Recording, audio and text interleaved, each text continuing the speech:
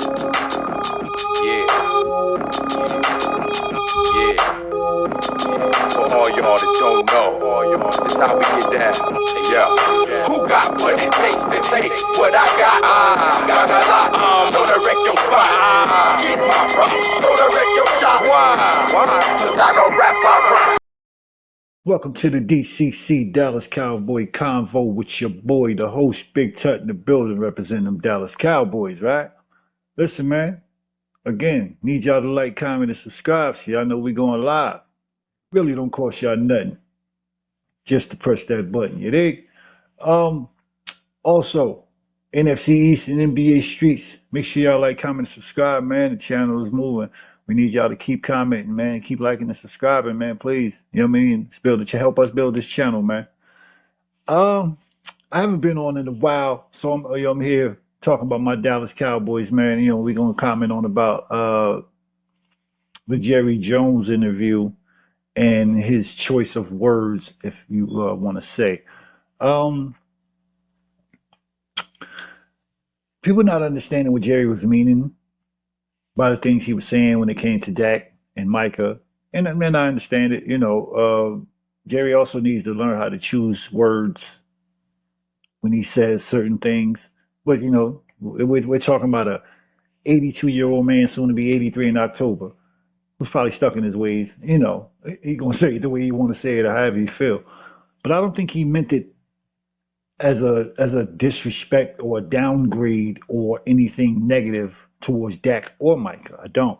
Um, I think he was saying it, to whereas we've all seen this story before, to whereas a person gets the big bag, the big check, and either A, somehow, some way within that time they get hurt, or B, they don't live up to the expectations of the contract, or something. And it ain't just football; it's every sport all around the world.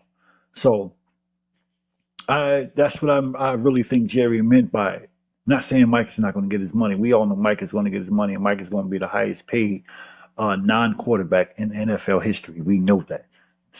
Neither said here nor there. Um, Fifth year option has been picked up. If I'm not mistaken, he's due 24 million this year, guaranteed.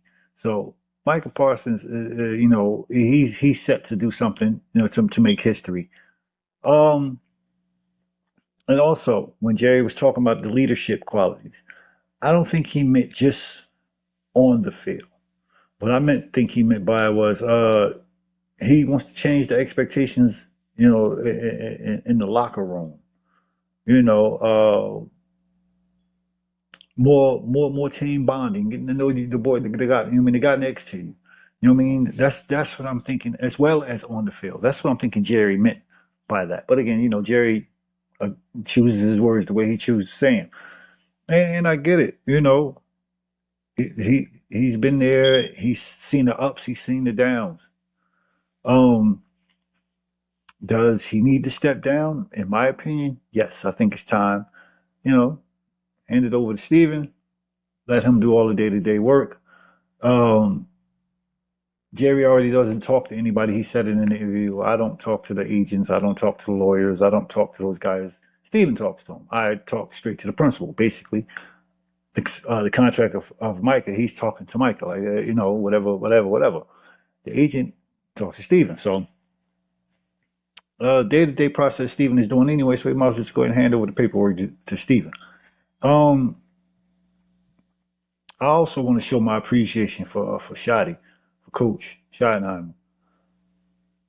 I love how he handles the media when they throw shots here and there, subliminally throw shots here and there at him. He always brings it back to football and he brings it back to competing on the field, and in the rooms, uh, films and things in that nature there. So I appreciate him for handling, the media. But and again, he had to learn how to handle this year dealing with America's team. So, and that's another thing that's funny and strange to me. When we're doing good, People hate to talk about us, can't stand us, hate us to the core. When we doing bad, somehow, some way, y'all still find a way to talk about us, though, right? We still stay relevant, still stay coming some of you cats' mouths. Pause. Um, that's okay though. I'm with that. That's what we do.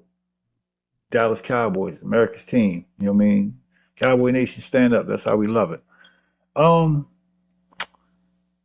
Also, speaking of Michael Parsons, I want to give y'all some stats here. That also can factor into contract talk and all this stuff here.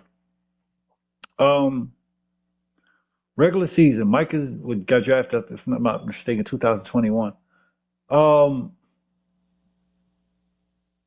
Stats from that time. Regular season, 2021, Mike had 13 sacks. 2022, Mike had 13 and a half sacks. 2023, Mike had 14 sacks. 2024, he had 12 sacks. With limited games, he didn't play all of last year. He only played like 9 games, I think, so he could have gotten more. Um, I'm looking forward to seeing what he brings to the table for this year. We see what he brings to the table now. Um, but he always stayed at that even kill at 13, 14 mark. He never went past that, and that's something that's just on my mind. But let's get into his playoff journey. Um, 2021, first year, rookie year in the playoffs, no sacks that whole game. Okay, rookie year. 2022, we actually played 2 games. We beat the Bucks. He had that 1 sack in that game against Brady. After that, I think we played 49ers, maybe, I think it was. No sacks. 2023, no sacks.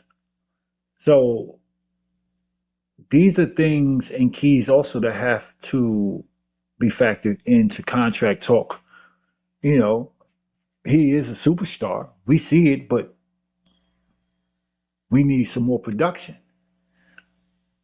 especially when it comes to the playoffs. We need more production. You've played 3 years in the playoffs, back to back, 21, 22, 23, and you only have 1 sack in 4 playoff games. That has to factor into something. You need production, more production out of you from that, Mike. Other than that, what I'm looking forward to seeing about this cornerback room with Bland, Elam, McQuamu, uh, Carson, excuse me, uh, Revel, Siobhan, the rookie, when he comes back. Hopefully, he'll be back pretty soon. And I know Diggs is not going to be back until probably the middle of the season or whatever the case may be. Um, yeah, we're pretty thin there. We got to see what we got here. Only one that's really, really, really proven is Bland. Uh, Elam was a first round pick, but really didn't pan out in Buffalo. Now he's over here with us. He's actually looking good, to be honest. But again, that's no pads. That's just running through drills. So we'll see how that pans out. So I'm looking forward to that there. And besides that, I'm definitely looking forward to this defensive tackle room and this running back room. I can't wait to see what that looks like. A couple weeks from now, we got the game against the Rams coming up, and then September 4th against them bum ass Eagles. Yeah, I hate them Eagles too. I can't stand them Commanders either. I ain't got too much to say about the Giants, but I hate them too. Anybody in NFC period, I hate, can't stand. So listen, man. With that being said, I'm gonna walk out of here with this, man. We good. We all right. Stop worrying about my boys. Worry about y'all boys. That's y'all problem. That's y'all problem.